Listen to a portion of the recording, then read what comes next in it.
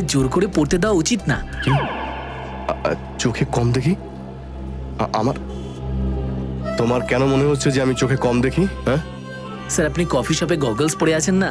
তো আমার গগল আমি যখন খুশি পরবো, আমি বাথরুমে পরবো, তোমার কি? কফি শপে কি পরা বারণ নাকি? না স্যার, সেরকম ব্যাপার না, পড়তে পারেন, কিন্তু বিশেষ কেউ যখন আপনার সঙ্গে কফি খেতে আসে তখনই। বিশেষ কেউ বিশেষ কেউ আসবে না। তুমি নিজের কাজ করো ভাই। Okay sir. Hi Abhijit. Hi, বসো বসো। হ্যাঁ।